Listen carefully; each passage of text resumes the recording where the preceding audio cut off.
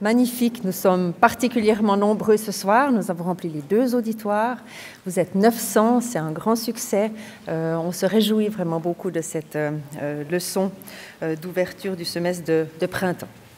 Monsieur le Président du Grand Conseil, Mesdames et Messieurs les députés au Grand Conseil, Mesdames et Messieurs les représentants de l'administration cantonale, chers collègues, Monsieur le conférencier, chères étudiantes et chers étudiants, Mesdames et Messieurs, c'est avec un immense plaisir que je vous accueille au nom de l'université à cette leçon d'ouverture du semestre de printemps. Comme son nom l'indique, cet événement vient mettre en valeur le début d'un nouveau semestre d'enseignement. Nous célébrons donc ce soir une des missions fondamentales de l'université et à travers le monde d'ailleurs, transmettre des savoirs. Et tout particulièrement, mais pas seulement, des savoirs récents, des savoirs éclairés par les recherches fondamentales et appliquées de nos chercheurs et de nos chercheuses pour toutes les activités d'enseignement qu'ils mènent en parallèle. Cette proximité entre enseignement et recherche est précieuse, mais elle est fragile aussi. Précieuse parce qu'elle permet de former les nouvelles générations aux savoirs les plus pointus. Précieuse parce qu'elle introduit aux méthodes scientifiques, au savoir qui se construit. Précieuse parce qu'elle donne l'appétit d'apprendre et de continuer à apprendre, même lorsque l'on a quitté les bancs de l'alma mater. Malheureusement, la proximité entre enseignement et recherche est aussi fragile. L'actualité mondiale vient trop souvent nous montrer combien certains souhaiteraient que ne soit enseignée que leur vision du monde, leur façon de voir les choses, sans nuance ni doute. Je vous invite à toujours défendre la liberté académique, même et surtout quand les recherches viennent bousculer les idées reçues et à faire preuve d'esprit critique. Mais je vous rassure, la recherche reste plus vivante que jamais à l'Université de Genève et je vais vous en donner quelques exemples. Nous avons eu le plaisir de fêter les 300 ans de notre section de mathématiques.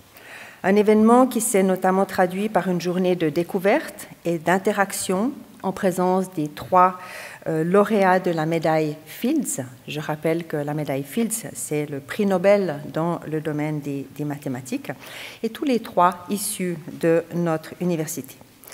Dans le domaine médical, l'université a proposé un festival au bâtiment des forces motrices qui a dévoilé au public les mystères du cerveau et montré la façon dont nos expériences de vie et notre héritage biologique influencent notre santé mentale. Le rectorat a publié une prise de position sur le recours à l'intelligence artificielle dans la recherche, l'enseignement, l'apprentissage au sein de l'administration aussi. Notre université voit dans l'intelligence artificielle une opportunité, partant du principe que les risques qui y sont liés peuvent être minimisés par une approche responsable. Le Centre des maladies virales émergentes de l'Université de Genève et des HUG, ainsi que l'Institut de virologie et d'immunologie, ont rejoint en mars 2024 le COVINET. Le COVINET, c'est un réseau international de recherche en la matière qui a été créé par l'OMS. Les 2 entités collaborent depuis 2020 dans le cadre de l'étude des coronavirus. Conjointement, elles travailleront sur les nouveaux variants et sur l'efficacité des vaccins disponibles pour les combattre. Tout cela n'est évidemment que la partie émergée de l'immense iceberg de recherche que l'Université de Genève mène dans tous les domaines. Pour honorer notre invité de ce soir, quelques mots de physique quantique. Pour certains d'entre nous, cela peut sembler un domaine un peu mystérieux. Et pourtant, depuis plus d'1 siècle, la physique quantique a bouleversé notre compréhension du monde, menant à des percées technologiques qui font aujourd'hui partie de notre quotidien, que l'on pense à l'imagerie médicale, au GPS, en passant par les transistors et les lasers. Cette physique est d'ailleurs encore bien vivante.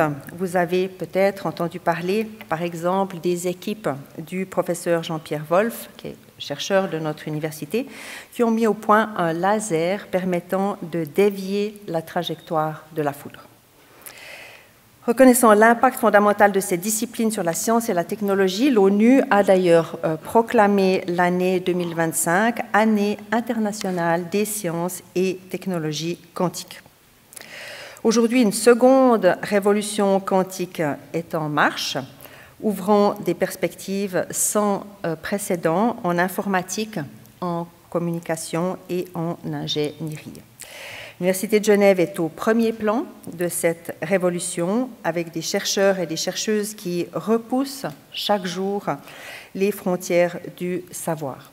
Et nos laboratoires sont mondialement reconnus, notamment en cryptographie quantique, un domaine qui pourrait redéfinir la cybersécurité et les télécommunications. C'est pourquoi je suis, comme vous, je pense, impatiente, très impatiente d'écouter cette leçon d'ouverture qui nous permettra non seulement d'anticiper l'avenir, mais aussi de découvrir comment ces concepts influencent déjà la recherche et l'innovation.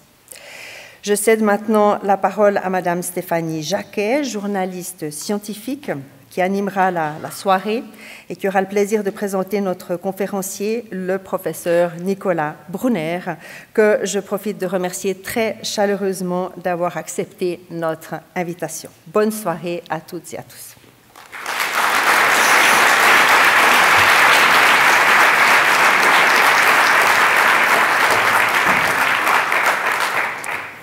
Bonsoir à toutes et à tous. Alors d'abord, est-ce que vous saviez qu'avec la physique quantique, une crème anti-âge peut cibler l'émission de lumière quantique d'une cellule jaune? Non, évidemment. Vous savez que c'est faux.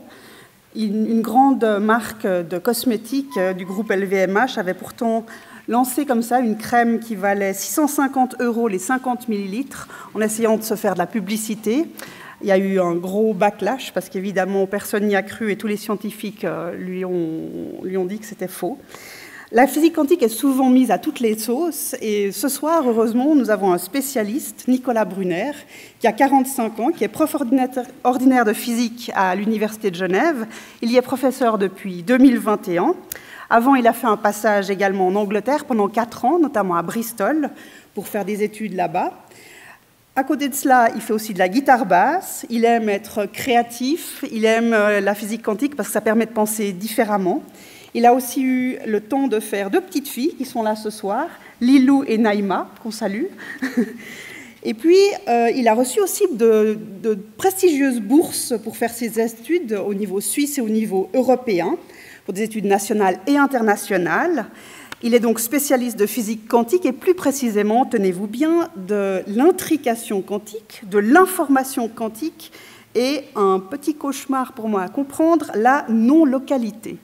Donc il va vous expliquer tout ça, c'est un monde très étrange où les particules peuvent être ici et là, intriquées, même en étant séparées par de grandes distances. Elles peuvent être aussi à la fois rouges et bleues, jusqu'à ce qu'on décide de les mesurer, et là, elles se fichent sur un état, elles sont superposées, donc vous verrez, c'est très bizarre, c'est très contre-intuitif. On a même l'impression que parfois, cette physique quantique, elle viole la loi de qu'est-ce qui est le plus rapide dans l'univers, c'est la vitesse de la lumière.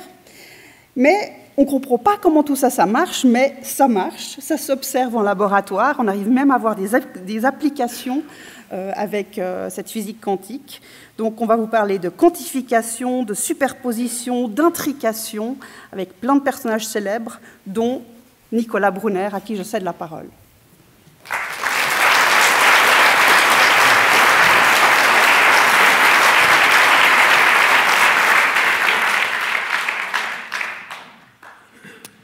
Bien, alors bonsoir à toutes et tous, c'est un grand plaisir d'être ici ce soir. C'est assez impressionnant, je dois dire, de voir autant de monde ici pour entendre parler de physique quantique. On est d'accord, c'est un sujet qui n'est pas très facile, mais je vais faire mon possible pour le vulgariser.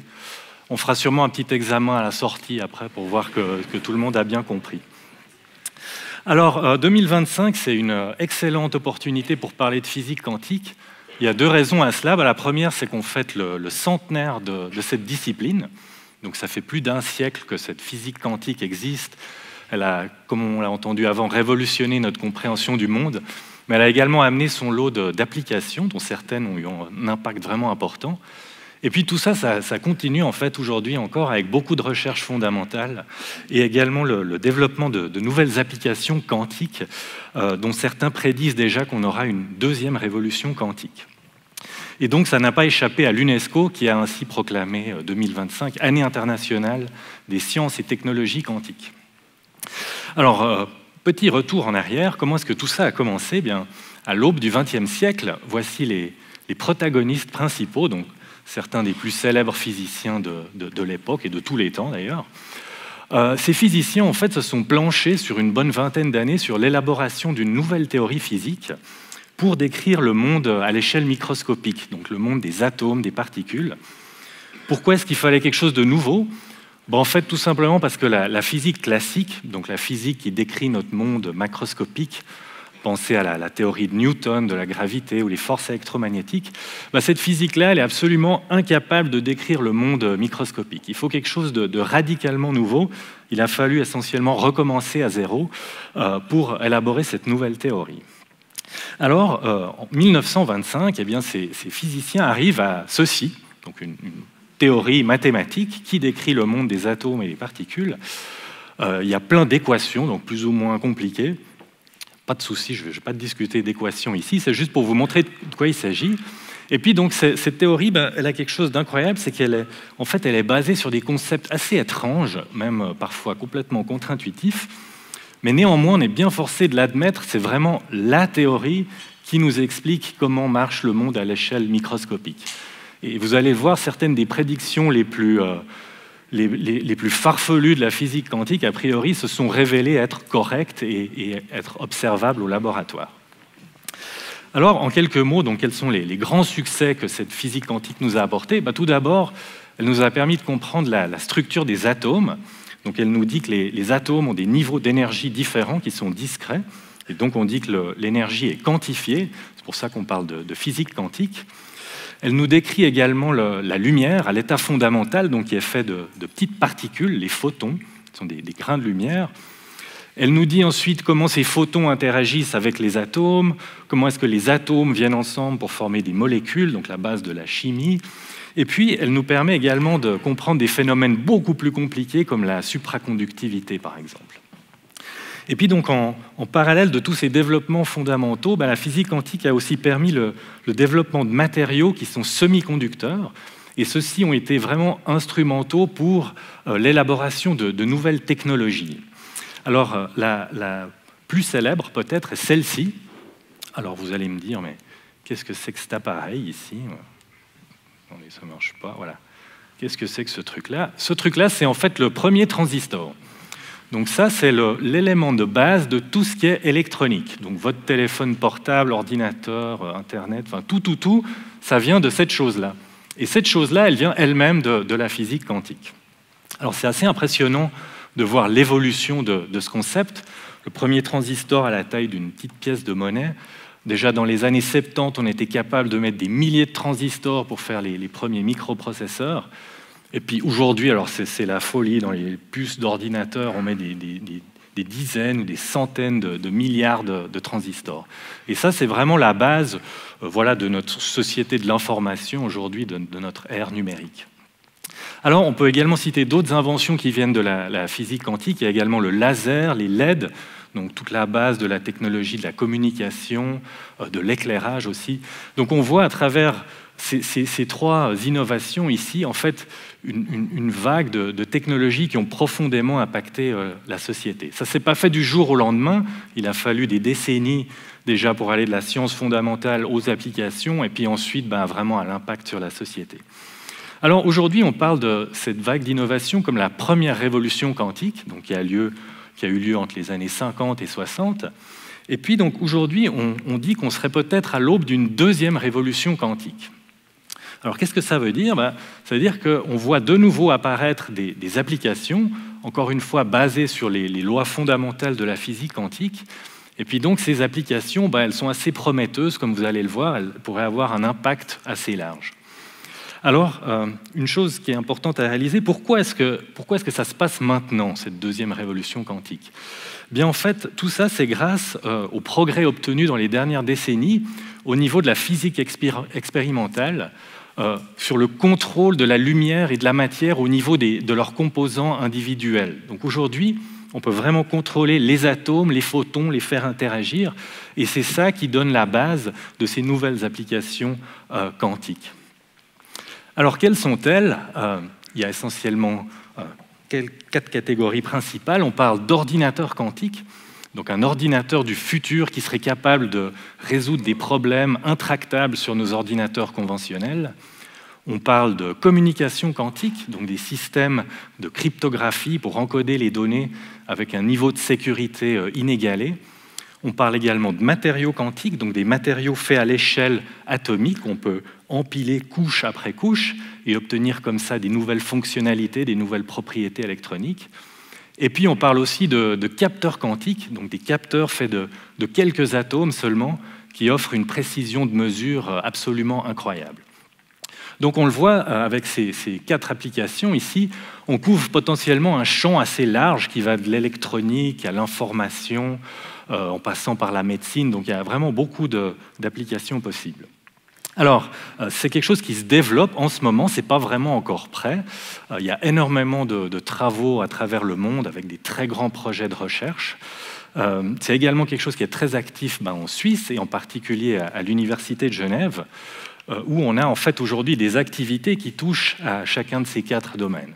Et en particulier, on a ici à Genève une longue tradition de recherche dans les communications quantiques et dans les matériaux quantiques. Et puis je pense qu'il est intéressant de voir aussi, c'est qu'outre l'université, aujourd'hui à Genève, on a d'autres organisations comme l'EPIA, comme le CERN, qui s'intéressent également à ces nouvelles technologies. Et ça fait que Genève est vraiment un endroit en vogue avec beaucoup de potentiel pour ces développements du futur. Alors, ce que j'aimerais faire dans cette présentation, en fait, c'est vous donner un aperçu de certaines de ces nouvelles technologies quantiques. Et puis, j'aimerais le faire en partant vraiment des principes fondamentaux de la physique quantique et vous montrer comment on arrive de ça à des applications concrètes. Et puis, je vais également le faire en vous parlant de mon domaine de recherche, qui est l'information quantique. Alors, dans mon domaine, les chercheurs se posent la question suivante. C'est la question principale. Que se passe-t-il lorsque c'est l'information elle-même qui devient quantique? Bon, alors c'est une question qui n'est pas facile à comprendre, on va essayer de l'expliquer dans les prochaines minutes. Alors il nous faut tout d'abord parler d'information. Donc ici on a l'information classique, telle qu'elle est encodée sur nos ordinateurs, nos téléphones portables, dont tout ça se fait sous forme binaire avec des 0 et des 1. Et donc votre ordinateur, il écrit des longues séquences comme ça de 0 et de 1. Ici, j'ai écrit pour vous le mot « information » tel que votre ordinateur le comprend. Alors, cette information, évidemment, il faut pouvoir la porter par un vrai système physique, sinon c'est qu'un concept abstrait, donc pouvoir la manipuler, il faut l'encoder vraiment dans un système. Comment ça se fait dans nos ordinateurs? Sur ce genre d'appareil, ici, un disque dur. Et donc, si je fais un zoom sur ce disque dur, je vais voir une structure de ce genre, donc avec des toutes petites cases, les unes après les autres. Et dans chaque case, il y a un tout petit aimant. Alors quand cet aimant il pointe vers le haut, ça veut dire 0. Et puis quand il pointe vers le bas, ça veut dire 1. Et puis cette information, je peux venir la lire. Vous voyez sur ce disque dur, on a ici cette tête de lecture qui vient lire l'information sur chaque case, donc regarder dans quelle direction pointe l'aimant. Alors on voit ici qu'il y a une connexion très forte entre information et physique. Il faut bien évidemment un système physique pour porter de l'information. Et donc ça implique que les lois de la physique qui régissent la dynamique de ce système, elles vont impacter sur ce qu'on peut faire ou sur ce qu'on ne peut pas faire avec l'information. Alors moi maintenant, ce que j'aimerais faire, c'est aller dans le régime de la physique quantique. Donc ça veut dire que j'aimerais aller vers un système qui est tout petit, qui est fait de quelques atomes. Alors il y a une bonne raison en fait de comprendre pourquoi c'est relevant de faire ça. Il faut penser en termes de miniaturisation. Donc aujourd'hui, on voit bien que chaque année, on a un nouvel ordinateur avec un nouveau disque dur, avec une capacité 10 fois, 100 fois plus grande que celui de l'année dernière.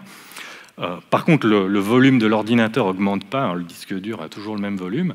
Et donc forcément, ça implique que chaque unité d'information, chaque 0, chaque 1, il va être encodé dans un volume de plus en plus petit. Et donc, si je continue ce processus, ben forcément, à un moment donné, je vais entrer dans le régime où chaque 0, chaque 1, chaque bit logique est porté simplement par quelques atomes. Et dans ce cas-là, ben, je ne dois plus utiliser la physique classique, je dois utiliser la physique quantique. Et donc ça, c'est une fatalité, mais c'est aussi une opportunité, en fait, parce que la physique quantique, comme on l'a dit, c'est cette physique qui est radicalement nouvelle, avec des effets physiques qui n'existaient pas avant. Et donc, on va essayer d'utiliser ça, de prendre ces nouveaux effets physiques pour pouvoir traiter de l'information de manière nouvelle, qu'on ne pouvait pas faire avant. Alors, essayons de rendre les choses un peu plus concrètes. On va essayer tout d'abord de définir une unité d'information quantique. Alors, pour ce faire, je vais reprendre mon exemple de la miniaturisation, mais je vais le pousser au maximum. Je vais imaginer que maintenant, chaque unité logique, chaque 0, chaque 1, va être porté par une seule particule seulement. Alors, on pourrait imaginer que c'est un électron, que j'ai représenté par cette petite bille rouge ici. Et puis, ça, c'est un bon exemple, parce que cet électron, il a un tout petit moment magnétique. Donc, en fait, c'est comme un tout petit aimant. Donc ça ressemble un peu à mon disque dur de tout à l'heure, sauf que c'est encore vraiment beaucoup plus petit. Alors ce petit aimant, quand il pointe vers le haut, comme ça, je vais l'appeler 0, comme tout à l'heure. Et puis quand il pointe vers le bas, je vais l'appeler 1. Puis vous voyez ici, j'ai fait quelque chose d'un peu étonnant. À côté de 0 et de 1, j'ai mis une barre verticale à gauche et puis un crochet à droite. Ça, en fait, c'est la notation des physiciens pour dénoter les états quantiques. Donc quand vous voyez quelque chose comme ça, vous savez qu'on est bien dans le monde quantique.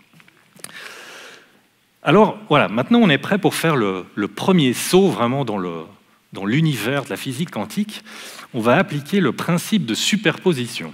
Alors ça me dit quoi? Ça me dit que lorsque j'ai deux états quantiques, j'ai 0 et j'ai 1, je peux construire un nouvel état quantique qui est la superposition des deux. Et ça, je vais l'écrire 0 plus 1. Alors ça, c'est un état purement quantique. Là, déjà, on n'est plus dans le régime de la physique classique, on a quelque chose de nouveau. Alors, pour essayer de le décrire avec des mots, le mieux qu'on peut faire, je pense, c'est de dire que c'est un état où l'électron pointe à la fois vers le haut et à la fois vers le bas. Il est les deux en même temps. Ce n'est pas l'un ou l'autre, c'est les deux en même temps. Et donc, d'un point de vue de l'information, j'ai une information qui est 0 et 1 à la fois. Okay, c'est quelque chose de purement quantique.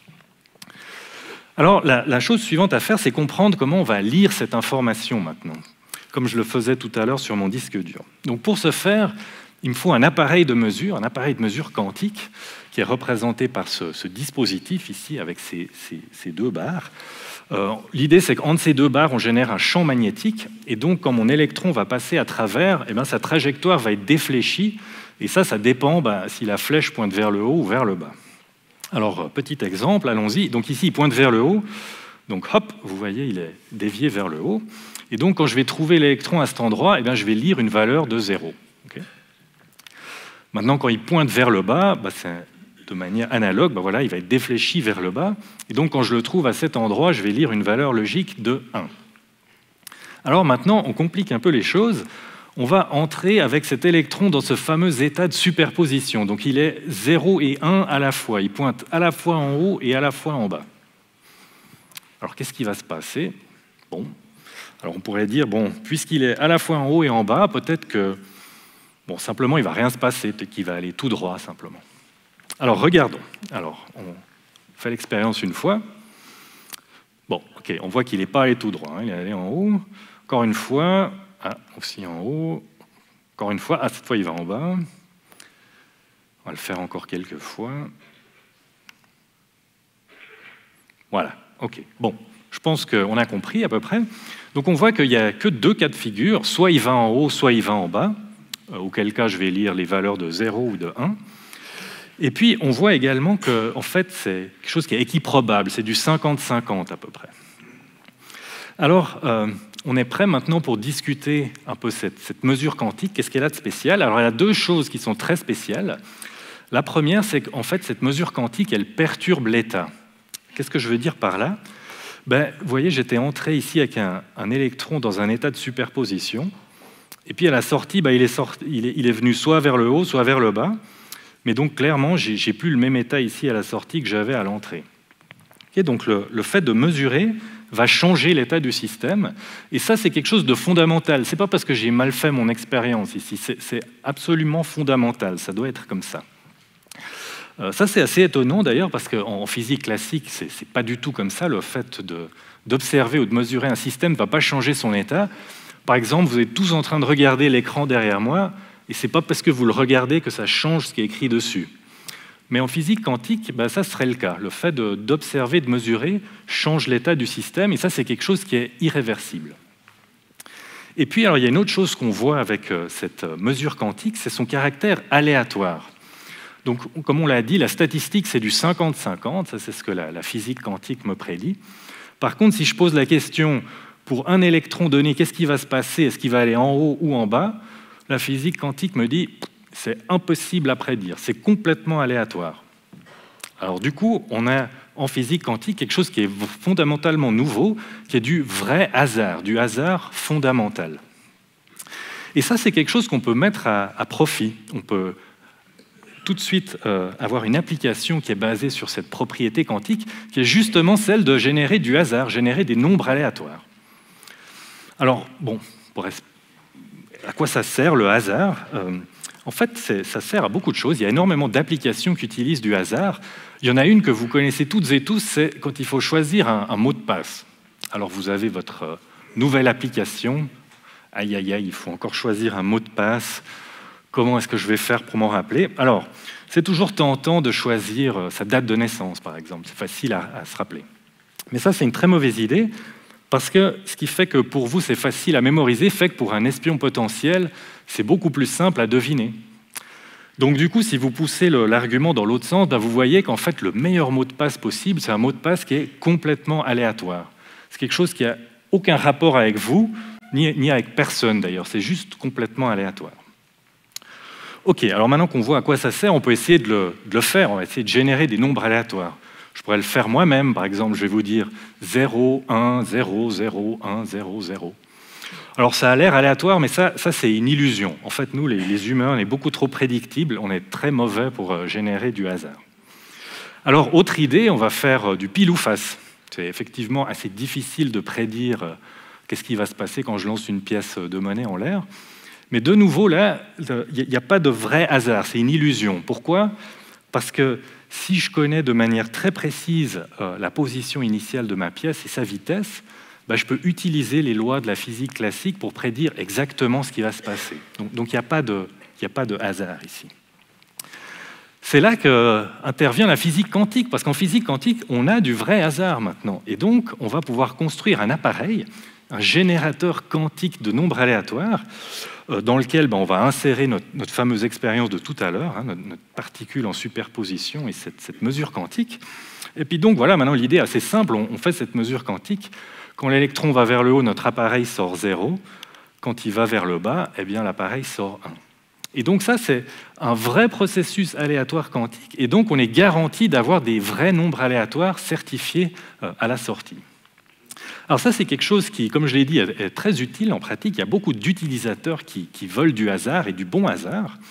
Et donc, ça a motivé le développement de ce genre de technologie qui est issu de l'Université de Genève, ici de l'équipe de Nicolas Gisin. Vous voyez, le premier générateur quantique a été réalisé en 2000. Et puis, donc, vu l'utilité de cette chose, elle a été développée ensuite au niveau commercial par l'entreprise ID Quantique, qui est aujourd'hui une grande entreprise leader mondiale dans son domaine, toujours basée à Genève, mais qui était une start-up issue de l'université. Puis je pense que c'est intéressant de voir ici de nouveau l'évolution de ce concept. On est parti en 2000 d'une vraie expérience de physique avec des câbles et des appareils compliqués.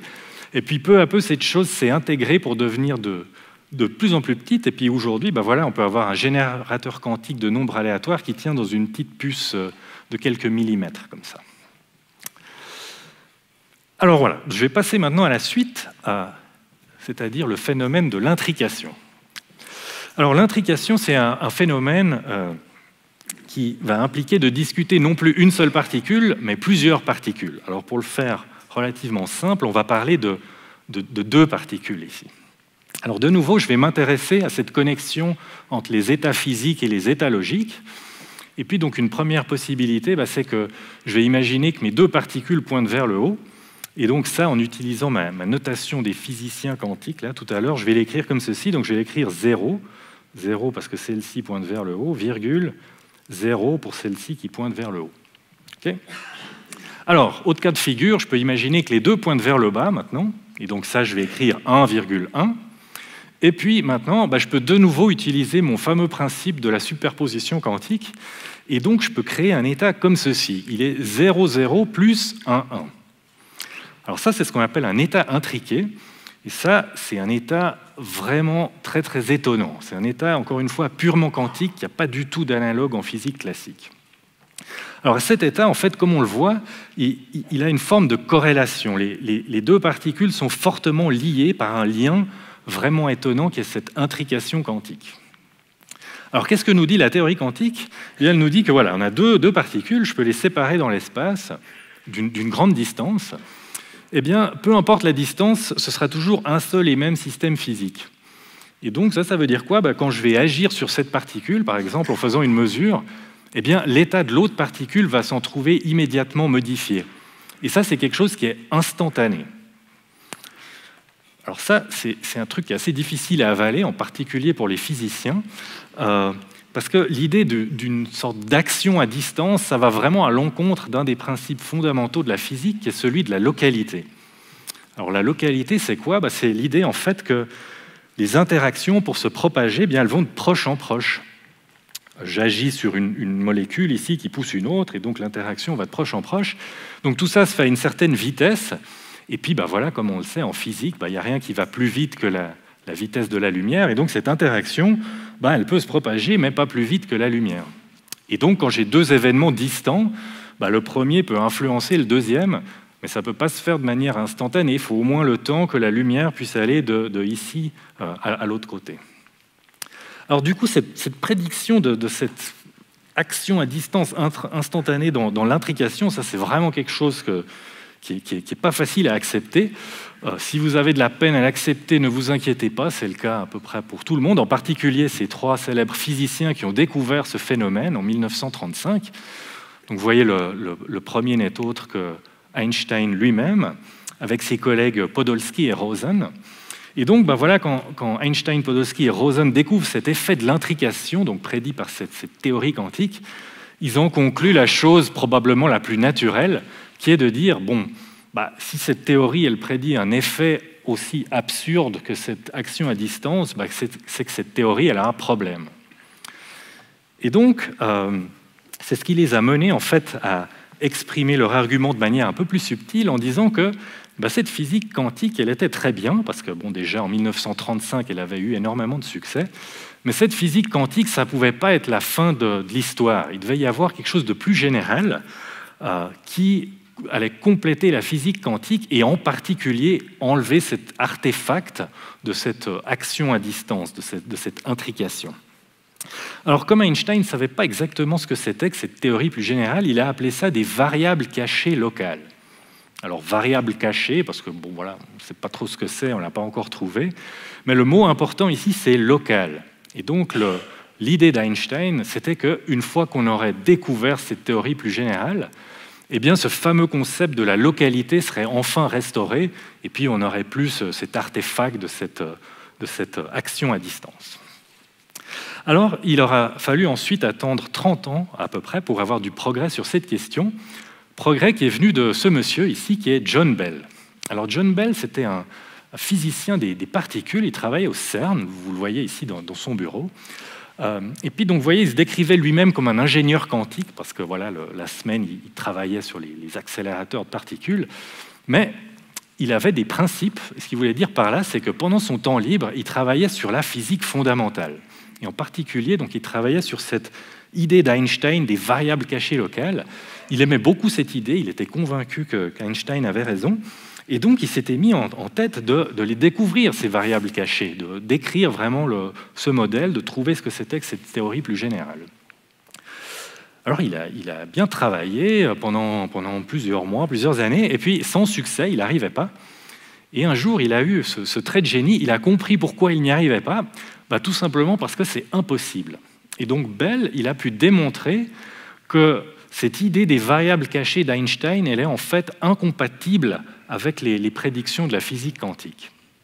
Alors ça, c'est un résultat qui est très important, qu'on appelle le théorème de Bell, et que je vais essayer de vous expliquer dans les prochaines minutes.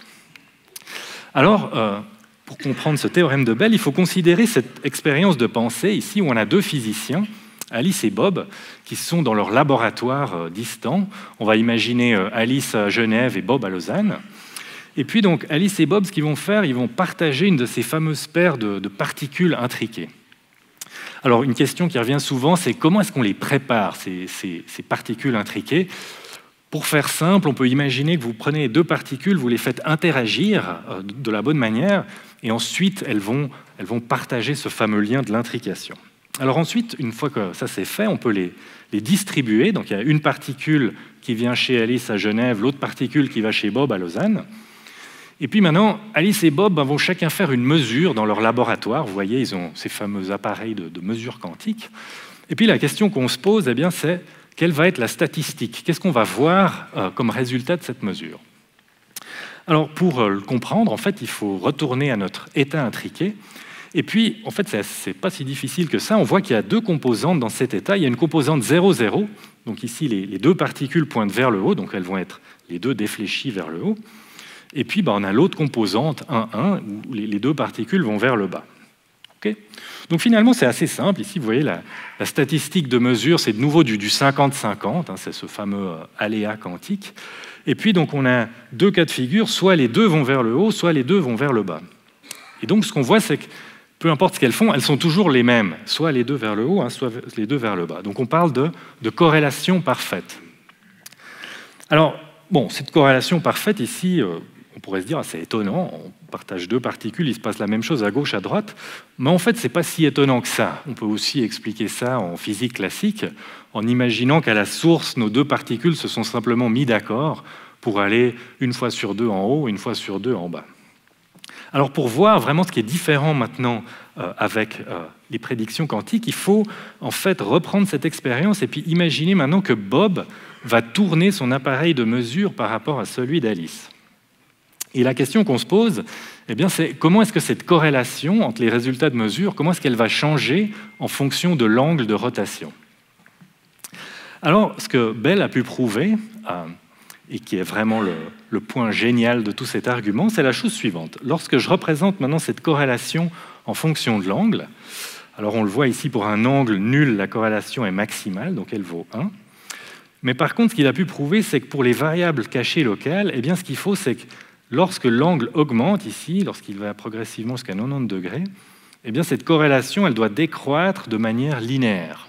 Okay, donc, en résumé, si c'est des variables cachées locales, on doit être dans la zone bleue. C'est absolument nécessaire, ça doit être comme ça. Alors maintenant, on peut comparer avec ce que prédit la physique quantique, et là on voit quelque chose d'extraordinaire. La physique quantique, elle prédit autre chose, c'est-à-dire que les corrélations quantiques, elles décroissent aussi avec l'angle, mais elles décroissent beaucoup moins vite. Cette courbe verte, vous voyez, elle a une décroissance qui n'est pas linéaire. Alors ça, c'est le phénomène qu'on appelle la non-localité quantique. Donc c'est le fait qu'on a des prédictions de la théorie quantique qui donnent des corrélations qui sont plus fortes que celles qu'on peut obtenir dans n'importe quelle théorie à variable cachée locale. Et donc ça, c'est fantastique maintenant parce que du coup, on peut vraiment séparer les deux idées. Donc soit on a d'un côté les variables cachées locales d'Einstein, et donc on est dans la zone bleue, soit on a la physique quantique et on est vers la courbe verte.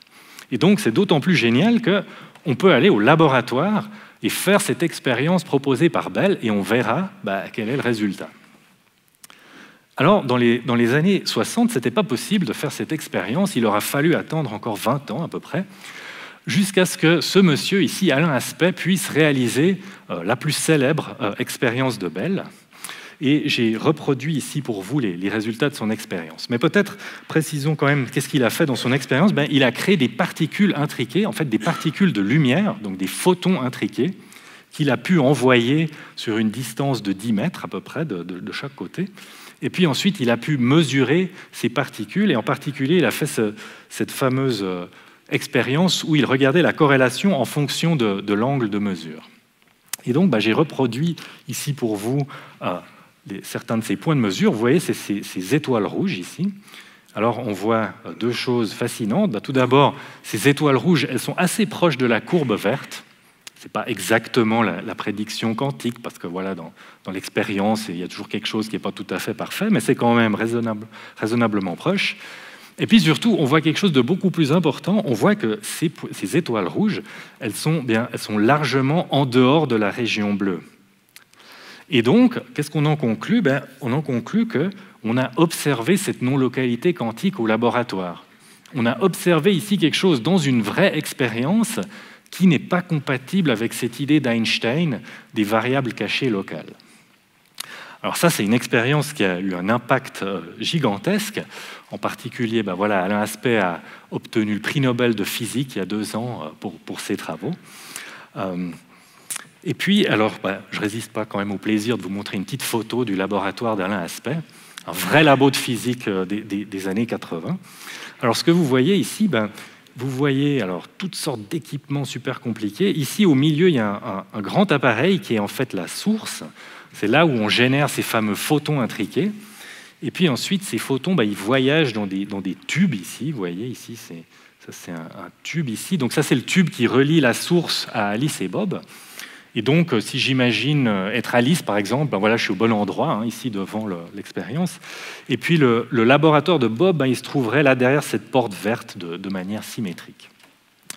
Et donc, dans cette expérience, Alain Aspect et ses collègues démontrent cette non-localité quantique sur 10 mètres.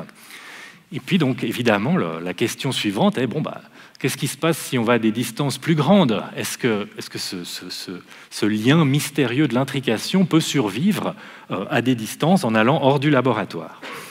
Et donc, la réponse à cette question a été apportée pour la première fois ici, à Genève, par des physiciens qui ont pu préparer de nouveau ces fameux photons intriqués quantiques, et puis maintenant les envoyer dans les fibres optiques Swisscom, donc les mêmes qu'on utilise pour les télécommunications, les envoyer à, vous voyez, 2 villages dans la campagne genevoise, Alice ici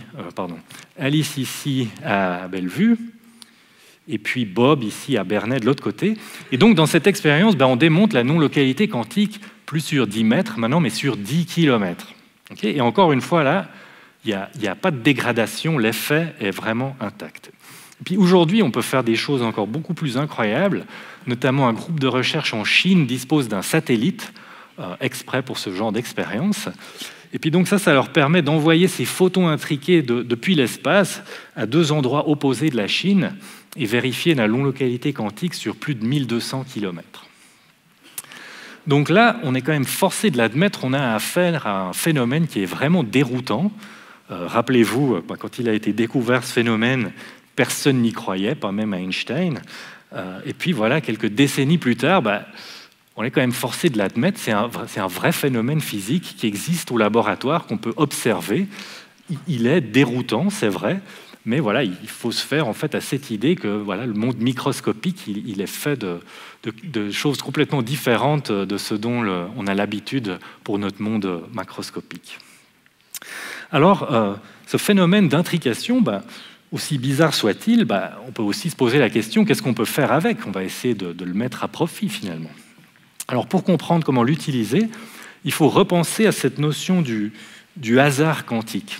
Et ce hasard quantique, il prend ici une forme particulièrement intéressante, qui est la suivante. Donc, quand on fait cette expérience de non-localité, on va donc séparer nos particules intriquées, comme ça, chez Alice et Bob. Et puis maintenant, réfléchissons du point de vue de Alice. Donc Alice va faire sa mesure ici. Donc comme on l'a vu tout à l'heure, le résultat de cette mesure est parfaitement aléatoire. C'est impossible de prédire ce qui va se passer. Du point de vue de Bob, c'est exactement la même chose. Le résultat de Bob est également complètement aléatoire. Maintenant, ce qui est fascinant, c'est qu'il s'agit du même aléa qui a lieu chez Alice et chez Bob. Okay ? Parce que les corrélations sont parfaites, on a toujours le même résultat chez Alice et chez Bob. Alors ça, c'est assez déroutant. C'est comme si on imagine maintenant Alice et Bob, entre Genève et Lausanne, chacun tire une pièce, pile ou face, et puis Alice et Bob trouvent toujours la même chose. La pièce chez Alice tombe toujours sur le même côté que chez Bob, de l'autre côté. Alors, ce hasard distribué, c'est quelque chose qui est fondamental en physique quantique. On va pouvoir l'utiliser, on va voir dans une minute pourquoi, mais on en a également vraiment besoin d'un point de vue fondamental. Et la raison, c'est que c'est précisément ce hasard qui empêche un conflit ouvert entre la physique quantique et la relativité. Donc on l'a dit, en relativité, c'est fondamental cette idée qu'on ne peut pas envoyer de l'information plus vite que la lumière.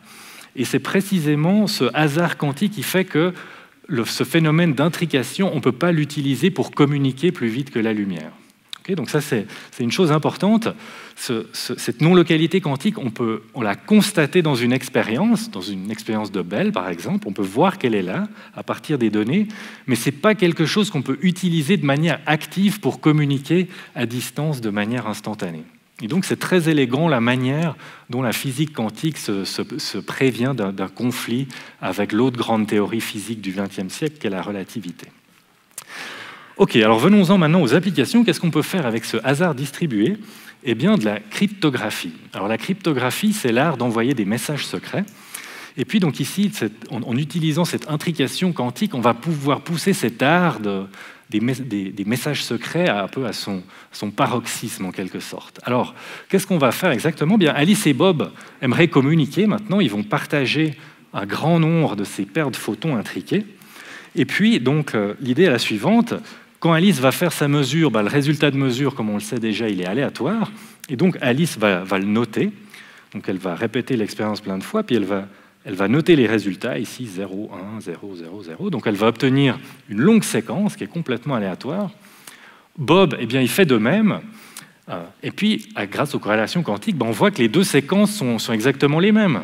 Et donc ça, c'est exactement ce qu'il nous faut pour faire de la cryptographie, parce que ça nous donne une clé de cryptage. Alors, quelle est l'idée? Imaginez maintenant qu'Alice ait un message secret qu'elle aimerait envoyer à Bob. Alors tout d'abord, elle va écrire ce message sous forme binaire, donc avec des 0 et des 1. Ensuite, elle va encoder ce message grâce à la clé. Elle va obtenir comme ça un message crypté. Ce message crypté, elle peut l'envoyer par Internet, par exemple. Ça ne pose pas de problème parce que le message crypté, il est complètement aléatoire aussi, lui. Donc même si un espion vient, il ne comprendra rien à ce message crypté. Le message crypté arrive ensuite chez Bob, qui lui peut le décoder puisqu'il a la clé. Et donc ensuite, il retrouve le message original. Alors ici, ce qui est vraiment intéressant, c'est que c'est les lois de la physique qui nous garantissent la sécurité. Alors quelle est l'idée? Tout d'abord, la physique quantique nous dit que si un espion potentiel, imaginons que cet espion vienne ici puis qu'il essaye d'interférer avec ces particules quantiques pour essayer d'obtenir un peu d'informations sur la clé, lorsqu'il fait ça, l'espion, il doit faire une mesure quantique.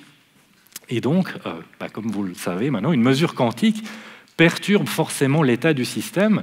Et donc, si l'espion essaye d'interférer, il va introduire des erreurs fatalement. Et puis, Alice et Bob vont s'en rendre compte. Okay? Donc, l'espion, s'il essaye d'attaquer, il va se faire voir. Et puis, s'il ne fait rien, s'il laisse passer simplement les particules quantiques, il ne peut pas deviner la clé puisque les résultats de mesure sont complètement aléatoires. Okay? Donc, du coup, on voit ici que c'est vraiment des concepts physiques qui permettent de garantir la sécurité. Ça, c'est quelque chose qui est extrêmement étonnant, c'est quelque chose qui va beaucoup plus loin que le type de sécurité qu'on a avec la physique classique, notamment celui qu'on utilise aujourd'hui pour nos communications. Alors, vous voyez, ça, c'est une idée qui a été inventée théoriquement dans les années 80-90, et puis, évidemment, vu l'importance de la confidentialité des données, c'est quelque chose qui a été assez rapidement implémenté aussi au niveau pratique. Et encore une fois, ça ici, à Genève, où on a eu les premières expériences hors du laboratoire pour cette cryptographie quantique. Donc, il a fallu développer toute une technologie qui puisse s'adapter en particulier aux fibres optiques pour pouvoir aller en dehors du laboratoire. Puis donc on a eu plein d'expériences fascinantes, notamment avec des records de distance, la cryptographie quantique sur plus de 400 km, et puis également des expériences de téléportation quantique ou de mémoire quantique. Et puis ça, c'est quelque chose qui continue aujourd'hui. En fait, aujourd'hui, on passe en quelque sorte à l'étape supérieure. Ce qu'on aimerait faire, c'est vraiment créer des réseaux quantiques, une espèce d'internet quantique, si vous voulez, pour pouvoir implémenter des protocoles comme la cryptographie quantique ou encore d'autres types d'applications. Alors ça, c'est quelque chose qui se fait beaucoup en laboratoire. Voici une photo dans un de nos laboratoires à l'université. Vous avez une étudiante en doctorat ici qui travaille sur une expérience de communication quantique. Et puis c'est également quelque chose qui doit se faire hors du laboratoire. Un réseau quantique, c'est quelque chose qui doit se propager sur une ville, sur une région. Et puis donc ça, c'est quelque chose qu'on aimerait faire ici à Genève avec l'implémentation d'un premier réseau quantique en Suisse. C'est quelque chose qui se développe extrêmement vite de par le monde. En particulier, nos voisins européens développent déjà des grands réseaux quantiques à travers l'Europe. Et voilà, nous, en Suisse, surtout à Genève, où en fait on est un peu pionnier dans toutes ces idées, on ne veut pas prendre de retard, et donc il faut aussi développer un tel réseau. Et puis je pense que ce qui est intéressant de voir ici, c'est que c'est quelque chose qui se développe non seulement via l'université, mais en partenariat avec d'autres institutions comme le CERN, comme l'EPIA, comme Idées Quantiques, et on a tous un intérêt commun à développer ce genre de réseau du futur. Alors j'aimerais vous parler encore d'une dernière application qui est l'ordinateur quantique. Alors ici, on parle de quoi ? On parle d'un tout nouveau type d'ordinateur, un ordinateur du futur, qui fonctionnerait sur une logique purement quantique. Donc c'est un ordinateur qui serait capable d'utiliser de la superposition, de l'intrication, pour résoudre des problèmes qu'un ordinateur conventionnel ne pourrait pas résoudre. Alors, évidemment, ça c'est quelque chose qui attire les convoitises. C'est pas quelque chose qui est plus du tout limité au cadre académique. Aujourd'hui, toutes les grandes entreprises comme Google, IBM, toutes développent leurs prototypes d'ordinateurs quantiques. Vous avez un exemple ici sur cette photo. On dirait que c'est un objet étonnant, on dirait un peu une espèce de chandelier art déco, ou quelque chose comme ça, mais non, c'est en fait un ordinateur quantique. Et donc sur cet ordinateur quantique, il faut imaginer une structure qui fait 1,50 m à peu près comme ça. Et sur cet ordinateur quantique, l'objet clé en fait est la puce. C'est là où se passent les calculs quantiques. Ça c'est tout petit, et c'est tout petit, puis c'est basé en fait ici. C'est basé sur le bas de cette tour. Ici, on la voit même pas en fait, la puce quantique. Alors en fait, pour qu'elle puisse fonctionner, cette puce quantique, elle doit être refroidie très proche du zéro absolu, donc à moins 273 degrés à peu près. Et en fait, tout le reste de cet équipement ici, donc tous ces câbles, ces fils, en fait, ça sert à refroidir la puce pour qu'elle soit suffisamment froide pour qu'elle puisse vraiment fonctionner dans le régime quantique. Alors, pourquoi est-ce qu'une puce quantique comme ça pourrait calculer mieux qu'un ordinateur conventionnel ? Je vais essayer de vous donner deux illustrations de ce principe. Imaginez résoudre un problème de ce type. Okay, alors, comment est-ce qu'un ordinateur conventionnel va procéder ? En fait, il va procéder comme vous et moi, il va essayer. Donc, il essaye un chemin, bon, ça ne marche pas, un autre chemin, ça ne marche toujours pas, alors un troisième chemin, et puis voilà, ok, on a trouvé la solution. Alors maintenant, vous voyez bien que si le labyrinthe devient gigantesque, ça va prendre de plus en plus de temps pour résoudre ce problème. Alors, un ordinateur quantique, lui, va le faire de manière complètement différente. En fait, un ordinateur quantique, il va être capable de calculer en superposition. Et donc, en quelque sorte, il pourra explorer tous les chemins de calcul possibles en même temps. Alors, si on essaye de l'illustrer, ça donne quelque chose comme ça. Vous voyez, donc il parcourt tous les chemins en même temps. Et donc, de cette manière, il va être capable de converger vers la solution beaucoup plus vite qu'un ordinateur conventionnel. Et puis, il y a une autre manière de comprendre cet avantage offert par l'ordinateur quantique, c'est de réfléchir à la puce elle-même. Qu'est-ce qui se passe sur cette fameuse puce quantique ?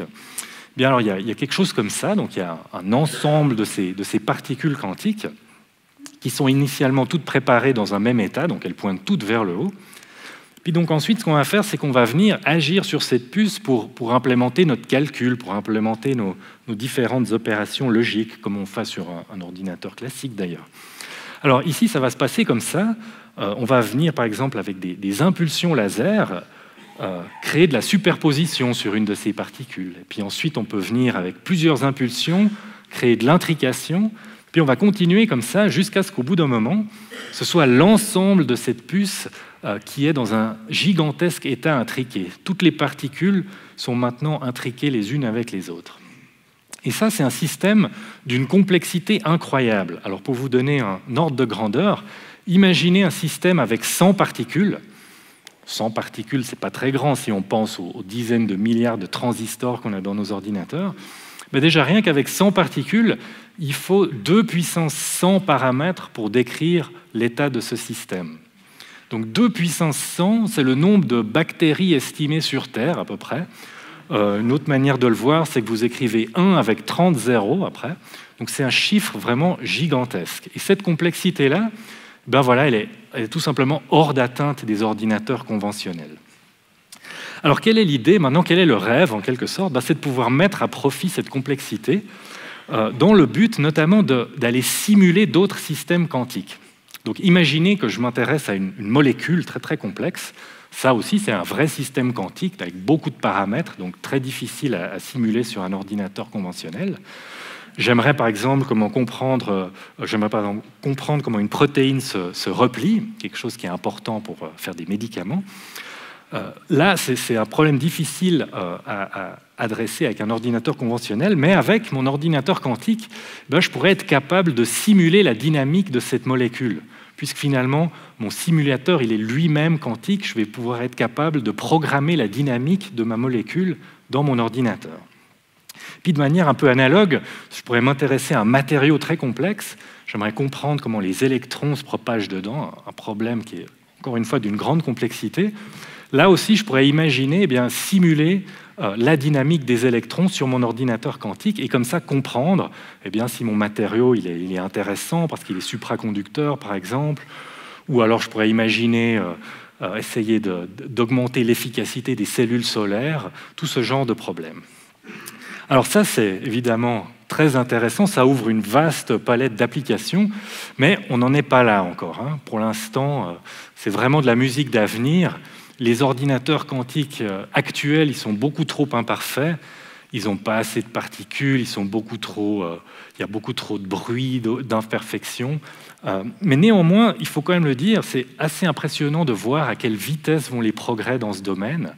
Il y a 20 ans, c'était encore inimaginable d'avoir un processeur quantique, et voilà, aujourd'hui, on a déjà les premiers processeurs quantiques. Et donc, dans les années, les décennies à venir, on pourrait avoir d'énormes progrès qui pourrait peut-être permettre un jour d'utiliser un ordinateur quantique pour ce genre de problème. Voilà, alors en guise de conclusion, ce que j'aimerais faire, c'est revenir un peu sur l'ensemble des choses que j'ai discutées ici. Il y a 2 choses importantes que j'aimerais souligner. La première, c'est finalement cette connexion très étroite entre la recherche fondamentale et les applications. On a souvent tendance à penser que c'est 2 choses différentes, soit je vais faire du fondamental, soit des applications, mais en fait c'est tout faux. Et on voit ici qu'il y a vraiment une forte corrélation entre les deux. Et en fait, c'est vraiment parfois en faisant des recherches fondamentales qu'on arrive aux applications les plus novatrices et celles qui ont le plus d'impact. Et puis le deuxième message, c'est que aujourd'hui, on voit l'histoire est peut-être en train de se répéter. On est peut-être de retour dans une situation un peu comme celle des années 30, 40, avec ces nouvelles technologies quantiques qui arrivent. Quel sera véritablement leur impact? Où est-ce que tout cela va nous mener? C'est encore un peu trop tôt pour le dire, mais en tout cas, je pense que ça va être vraiment fascinant de suivre tous ces développements dans les prochaines années. Alors, pour terminer, encore 2 mots sur cette année 2025, année quantique. Avec mes collègues de l'université, en particulier du Geneva Quantum Center et les étudiants du Quantum Club, nous avons préparé tout un programme d'activités pour le grand public autour de la thématique quantique. Donc nous aurons notamment une conférence du professeur Julien Bobroff, un professeur de Paris qui est un grand expert de la vulgarisation de ces domaines. Donc je vous recommande chaudement de venir le voir. On met également une journée porte ouverte à la section de physique pour venir discuter avec nous, venir visiter les laboratoires de la section de physique. Ceci aura lieu dans le cadre de la nuit des musées. Encore d'autres activités pendant le printemps, l'été. Et puis quelque chose que je pense qui est très important, des activités pour les écoles, pour les élèves, avec des cafés scientifiques dans les écoles pour venir présenter ces thématiques. Également des activités chez nous à la faculté des sciences, au Physiscope, pour venir découvrir le monde quantique. Alors, j'aimerais encore remercier très chaleureusement toutes les personnes qui m'ont aidé pour préparer cette présentation aujourd'hui. Et puis, j'aimerais vous remercier, vous tous, pour votre intérêt, votre présence. Merci beaucoup.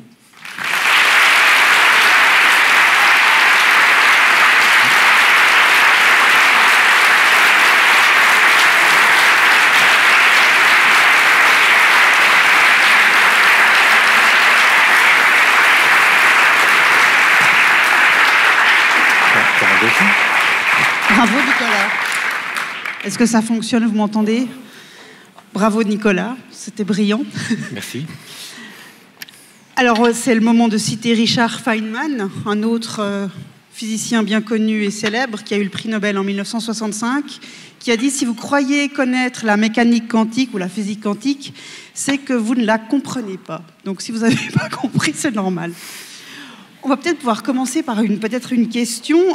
Vous avez très rapidement parlé de téléportation quantique et de mémoire quantique. Est-ce qu'on peut un petit peu expliquer ce que c'est que ces deux phénomènes-là? Oui, on peut essayer en tout cas. Alors, la téléportation quantique, c'est un phénomène qui va mettre à profit l'intrication. Et donc, comme le nom l'indique, on va essayer de faire voyager un état quantique d'un point A à un point B, mais sans que cet état passe par tous les points intermédiaires entre A et B. Donc l'idée, c'est qu'à un instant dans le temps, il va disparaître en A, et un peu plus tard, il va réapparaître en B. Donc c'est vraiment de la téléportation. Par contre, c'est assez différent de la téléportation de Star Trek, par exemple, parce que ce n'est pas de l'énergie ici qu'on téléporte, c'est seulement de l'information. Donc ça veut dire qu'en B, il faut avoir un système physique qui est déjà là, un système vierge en quelque sorte, qui va être prêt à récupérer l'information. Et donc en fait, pour faire ça, on va utiliser cette fameuse intrication quantique. Donc on aura deux particules intriquées, une chez Alice, une chez Bob. Et puis maintenant, Alice va venir avec son système à téléporter, va le faire interagir avec la moitié de la paire intriquée. Et puis ensuite, il va falloir que Alice donne quand même un coup de téléphone à Bob pour lui expliquer quoi faire. Et puis ensuite, Bob va faire une opération et ensuite il aura retrouvé l'état quantique original d'Alice. Et ça existe déjà, ça fonctionne déjà? Alors ça fonctionne déjà, en particulier au laboratoire. On peut téléporter des photons, on peut téléporter des atomes. On peut malheureusement pas se téléporter nous-mêmes encore, mais... On pourra? Trop gros, hein. Ça va pas jouer. Peu probable. Et la mémoire quantique? Alors la mémoire quantique, ça c'est un ingrédient très important de ces futurs réseaux de communication quantique. L'idée, c'est que dans un réseau, vous avez des photons qui voyagent un peu partout. Les photons, ils sont bien parce qu'ils voyagent sans interagir avec leur milieu, mais par contre, ils vont très vite. Donc ils vont à la vitesse de la lumière. Et donc pour synchroniser ces photons, c'est un cauchemar. Et donc pour que ça puisse se faire de manière efficace, il faut être capable de pouvoir arrêter temporairement un photon pour attendre que l'autre arrive, par exemple, pour pouvoir les synchroniser.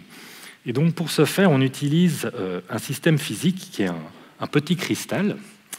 Et dans ce petit cristal, il y a des atomes qui vont pouvoir absorber l'information quantique portée par notre photon qui arrive. Et donc, cette information quantique, elle va rester dans ces atomes. Ce cristal, il ne bouge pas. Et puis donc, plus tard, quand on a envie de relire cette information quantique, on va pouvoir revenir avec une autre impulsion qui va ensuite faire ressortir un photon qui portera de nouveau l'information. Ça fonctionne déjà ou pas encore? Ça fonctionne déjà. Donc déjà des applications assez intéressantes. Avant de passer les questions à la salle, j'en ai encore une. On a parlé là de microscopique, vraiment d'une échelle toute petite. Nous, on est au niveau macroscopique. Mais elle est où la frontière, en fait? À quel moment le microscopique devient macroscopique et la physique quantique ne fonctionne plus? Alors ça, c'est une très bonne question. Merci. Je vous remercie de l'avoir posée.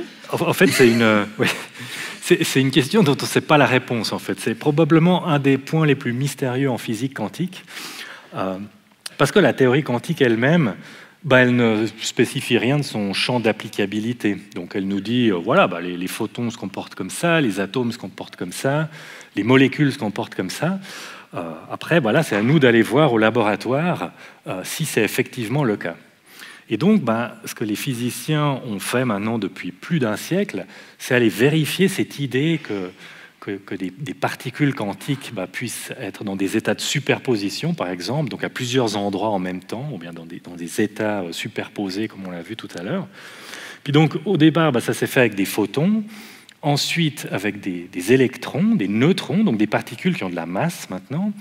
Ensuite, un peu plus tard, dans les années 90, avec des atomes, donc on va chaque fois à des masses plus grandes.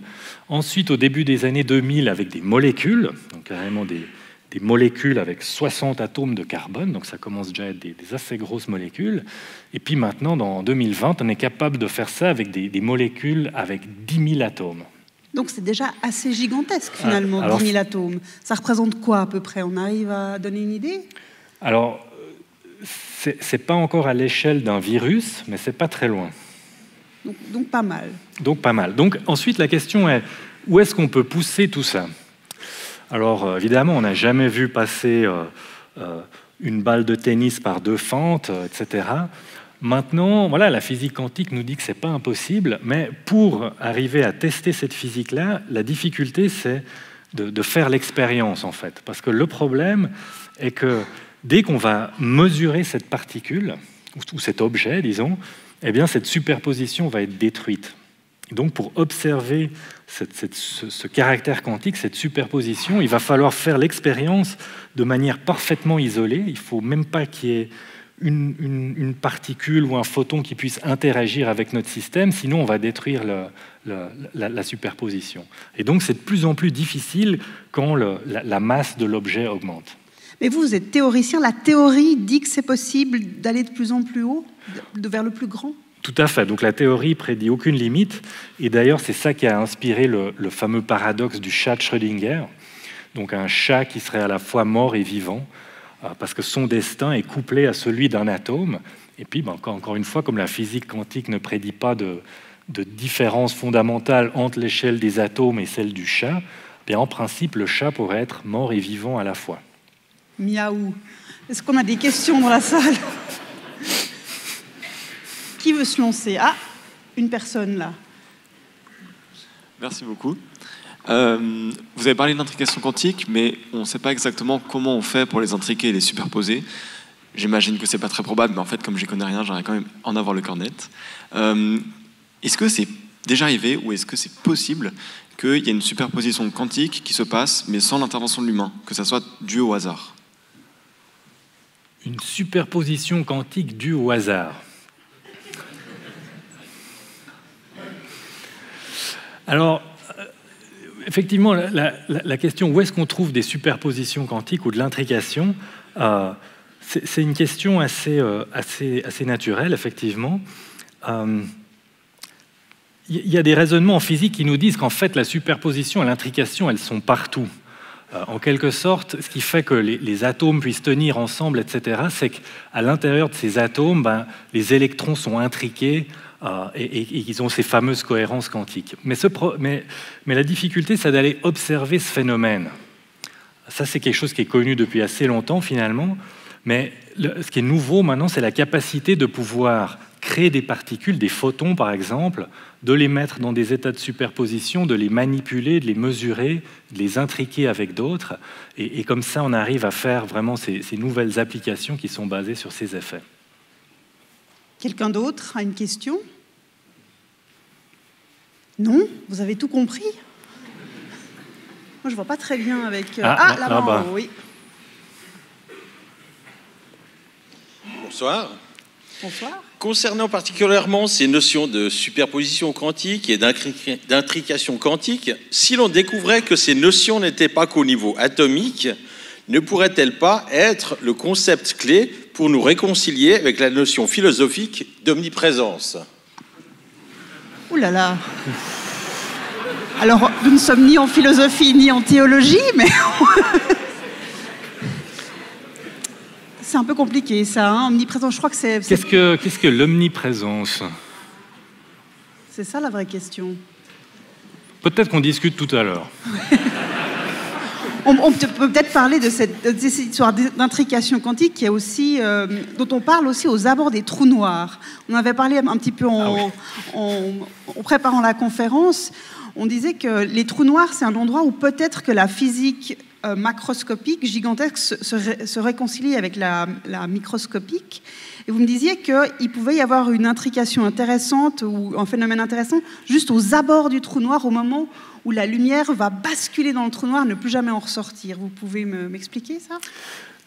Alors effectivement, donc, les trous noirs ont cette propriété qui rayonne, ce qu'on appelle le rayonnement de Hawking. Et puis ce rayonnement, il est dû au fait que le vide quantique, en fait, il y a toujours un peu d'énergie. Ce vide quantique émet parfois des paires de particules spontanément. Et puis, quand on est dans le vide complet, ces paires de particules sont émises et puis ensuite tout de suite absorbées de nouveau. Mais quand ceci se passe à l'orée d'un trou noir, il est possible en fait qu'une de ces deux particules passe à l'intérieur du trou noir et donc elle ne peut plus ressortir. Et donc la particule jumelle se retrouve toute seule. Et ça, c'est une des explications de ce fameux rayonnement Hawking.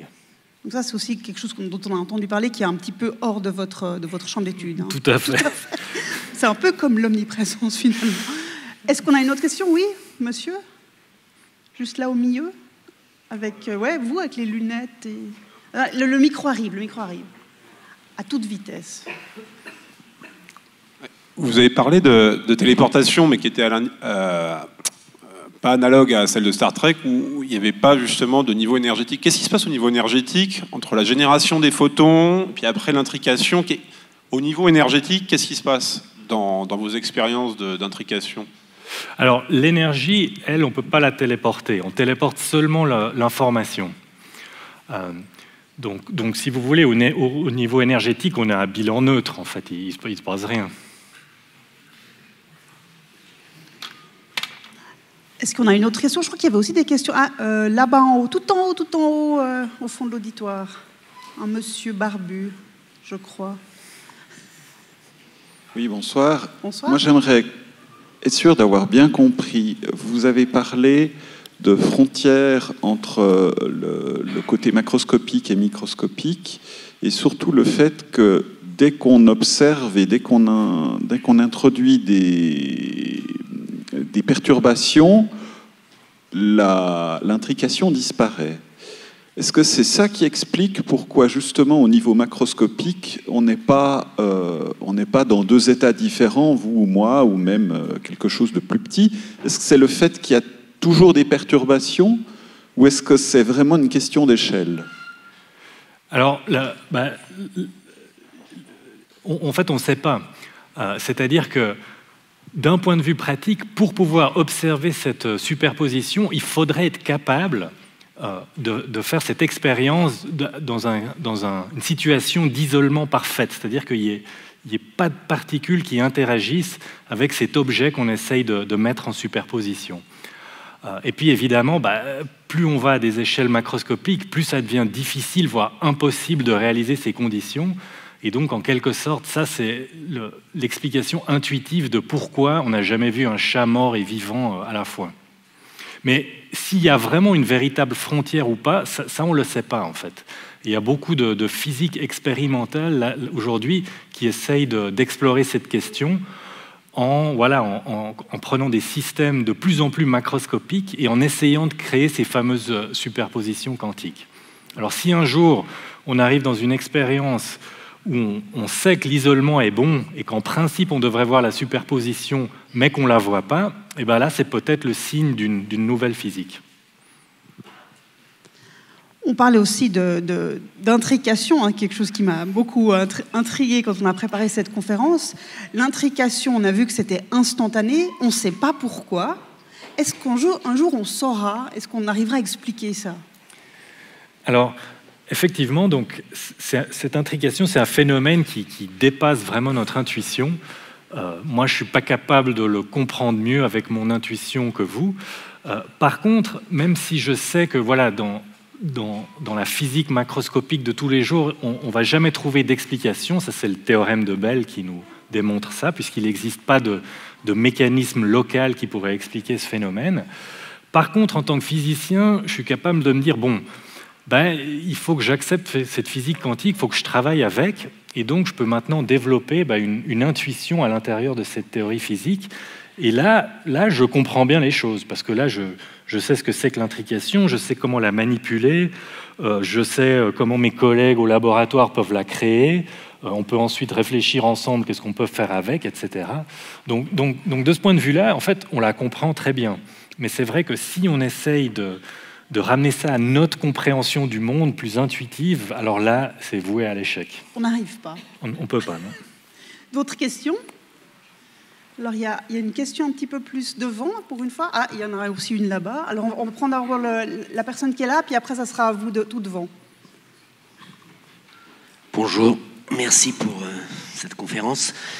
Est-ce que vous avez essayé de doubler les clés et les inverser? Vous pouvez répéter?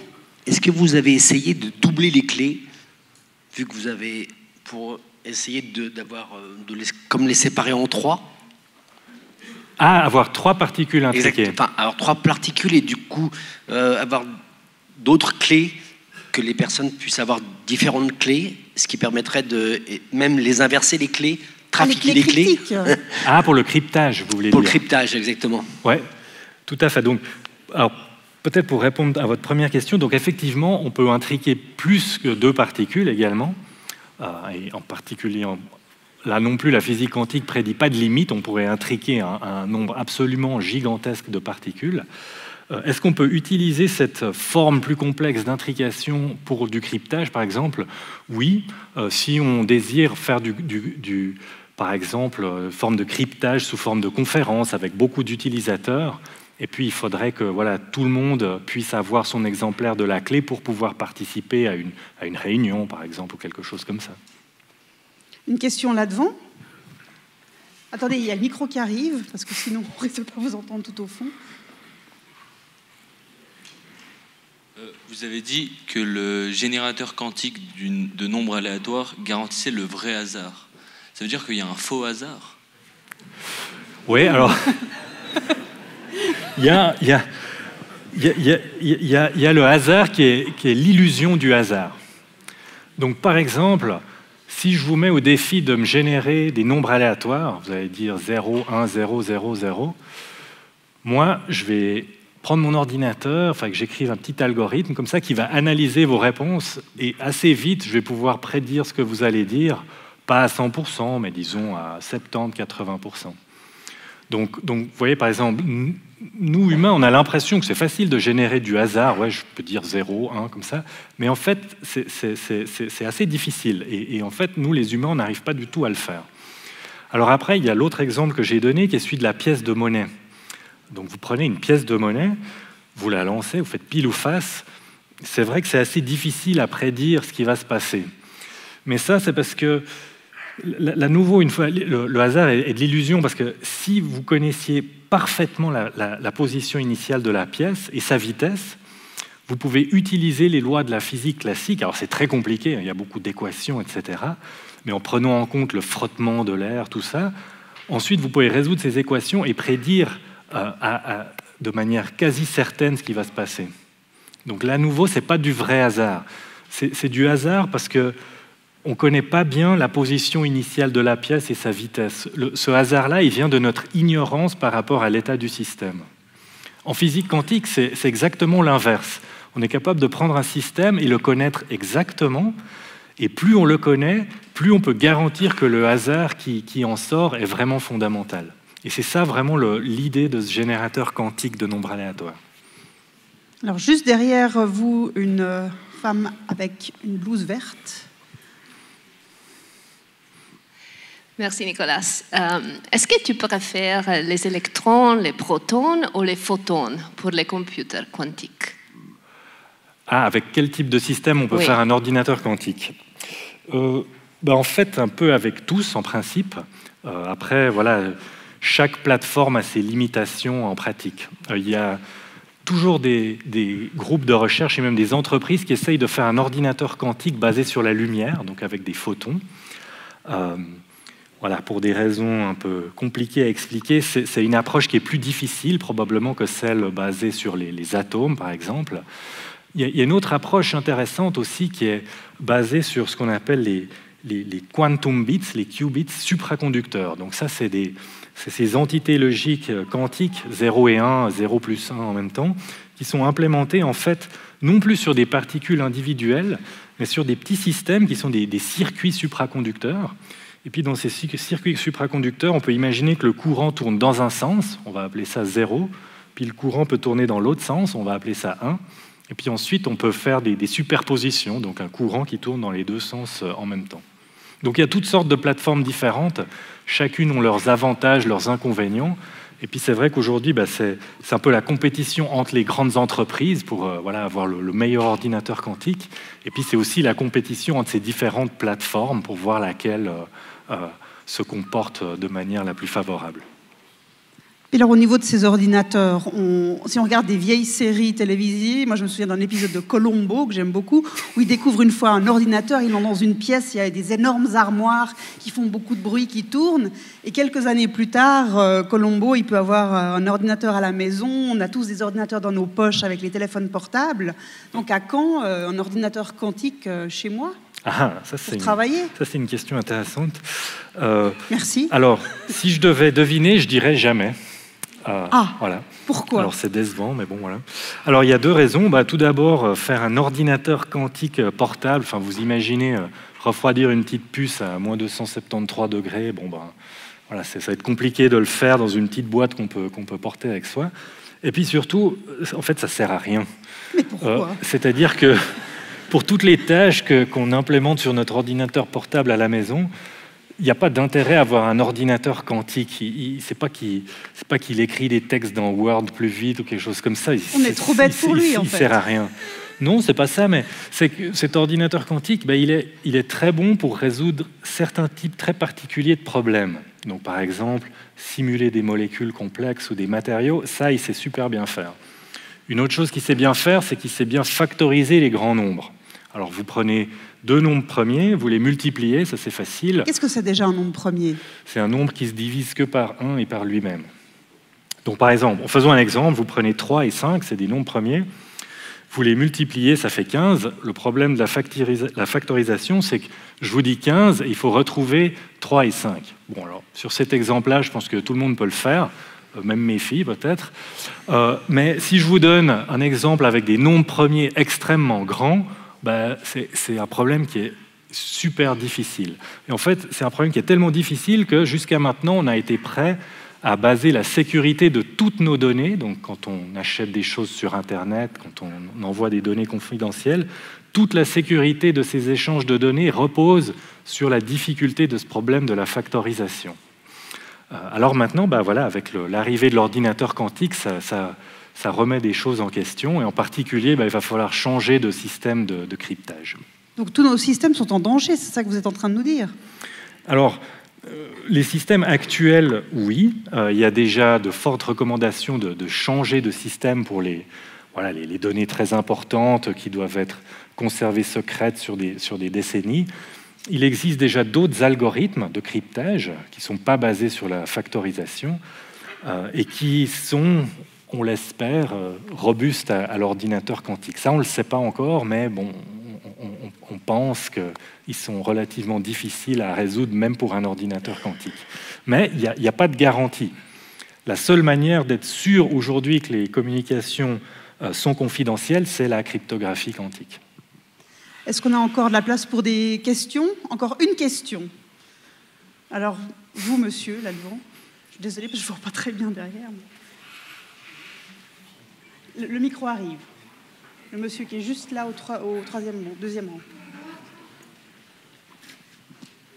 Merci beaucoup. Je ne voudrais pas gâcher la fête, mais bon, vous avez parlé beaucoup de la théorie. La théorie, elle démarre en 1900 à peu près. On est en 2025, ça fait 125 ans de théorie. Vous venez juste de dire qu'un ordinateur quantique ne servirait pas à grand-chose à un utilisateur comme nous. Quelles sont les applications pratiques que vous voyez, que vous entrevoyez pour un futur moyennement proche ?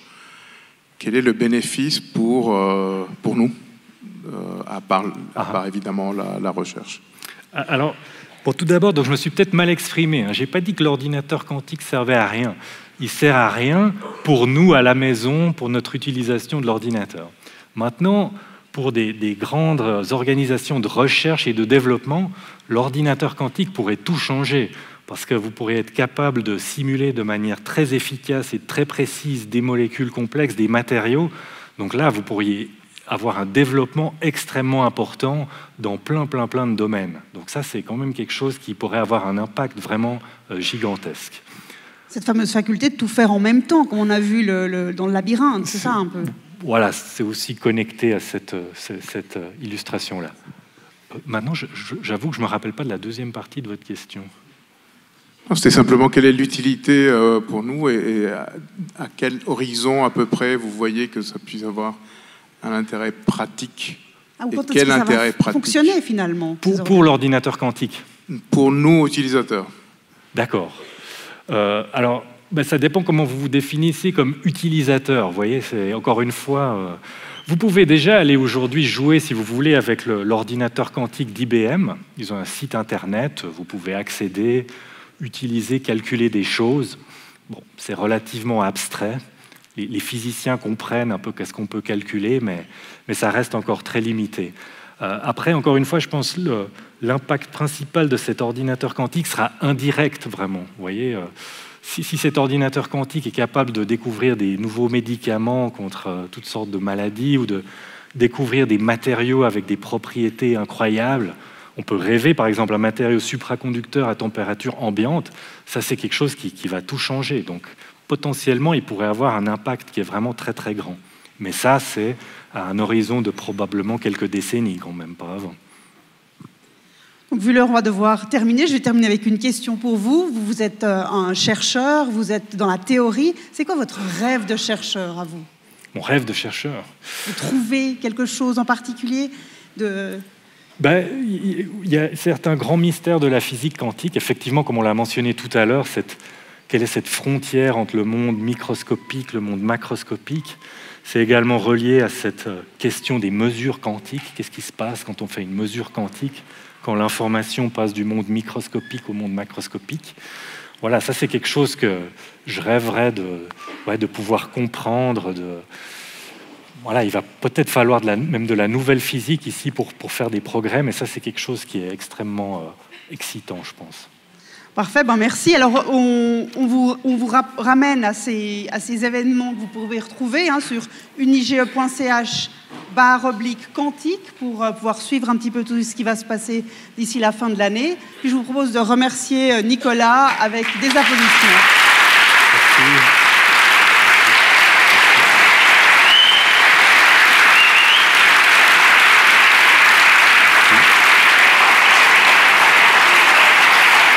Merci et bonne soirée.